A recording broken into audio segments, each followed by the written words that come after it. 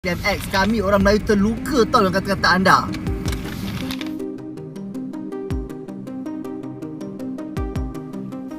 Belum selesai isu pengibaran bendera Cina di negara tetangga, Malaysia juga masih lagi diterpa isu perkauman yang tak berkesudahan. Selain itu, tak jalannya program makan gratis untuk pelajar di Malaysia juga jadi sorotan.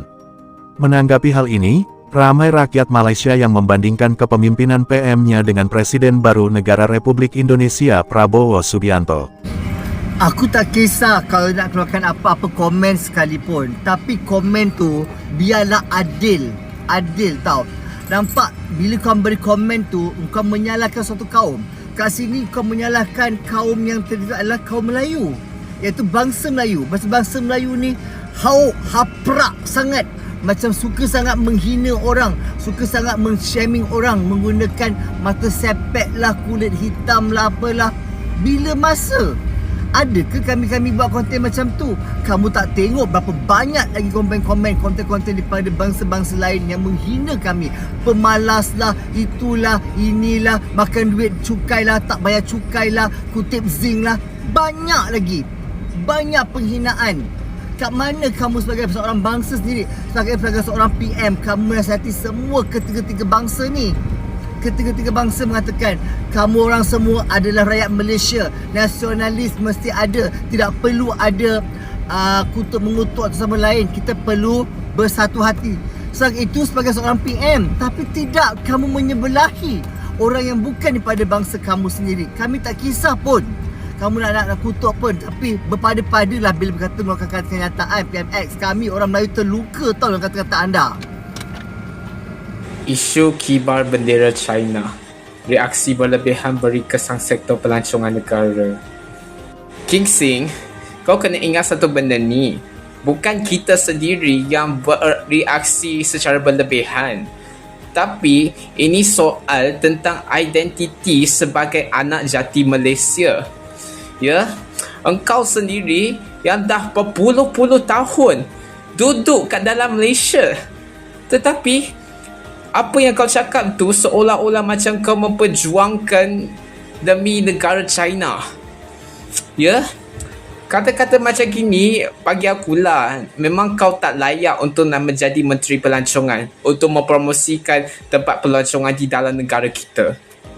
Ya, kalaulah benda macam gini lagi teruk, aku suggest lah kau akan dilucutkan kewarganegaraan. Hidup di sana. Apakah orang Malaysia boleh kibarkan bendera kita di negeri lain? Bayangkan orang kibar bendera di Malaysia. Kita mesti mempunyai semangat patriotisme yang tinggi. Stampin.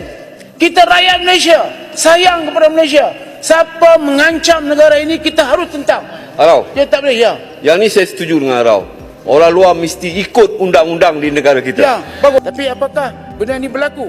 Kita lihat bahawa ini Indonesia telah menghalau kapal-kapal nelayan Cina yang cuba masuk ke Indonesia. Indonesia saya ucap tahniah sebab dulu menterinya lagi hebat, iaitu dia bom habis semua kapal-kapal yang masuk ke Indonesia dan orang tak boleh masuk. Tapi sekarang mula mereka masuk ke kawasan Natuna dan mereka telah. Ini Pak Prabowo belum ada 1 bulan menjabat sebagai Presiden Indonesia nih ya kan. Banyak banget gebrakan barunya, gue mah heran. Yang pertama kasusnya Ronald Tanur noh. 3 hakim diberhentikan langsung sama Pak Prabowo noh. Dan ternyata mereka itu menerima suap guys. Dan terus nih ada lagi para menteri ini ya kan, di kabinet Pak Prabowo digembleng dulu tuh di Akmil Magelang.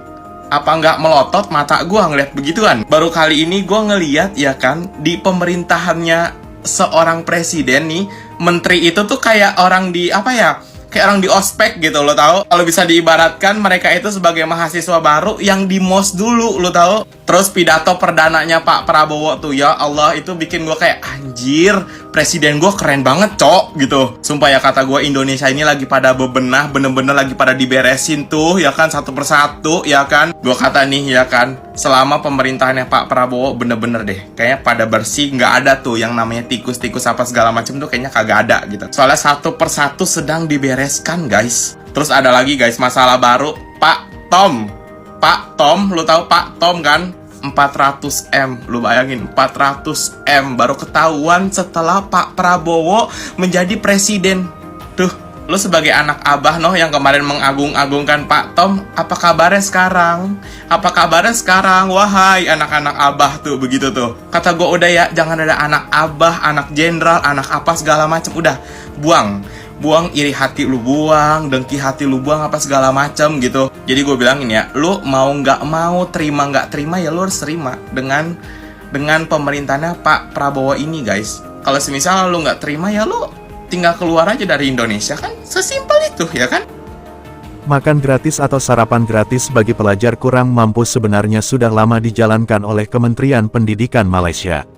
Namun menurut anggota Parlemen Malaysia, dalam perwujudannya masih menemukan kendala, dan ia juga menuntut janji-janji kerajaan untuk menyelesaikan masalah tersebut. Rancangan makanan tambahan RMT melibatkan 860,000 murid. Saya ingin bertanya kepada kerajaan, dalam manifesto PRU ke-15 tahun 2022 yang lalu, salah satu daripada yang hendak dibuat oleh kerajaan, khususnya melalui Kementerian Pendidikan, adalah makanan sarapan percuma kepada semua pelajar-pelajar. Tetapi ini nampaknya tidak berlaku. Yang kita baru dengar baru-baru ini, Bapa Presiden Indonesia Prabowo dan juga Gibran kerajaannya telah mengisytiharkan baru saja akad sumpah makan siang gratis, makan tengah hari percuma kepada seluruh pelajar-pelajar di Indonesia. Tapi kita di mana kedudukannya?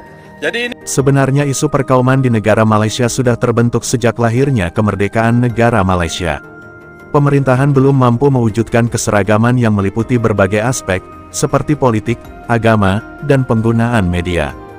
Berbeda dengan Indonesia yang telah berhasil mewujudkan persatuan dalam bernegara, tak melihat suku, bangsa, dan agama, rakyat Indonesia dipersatukan atas asas Pancasila.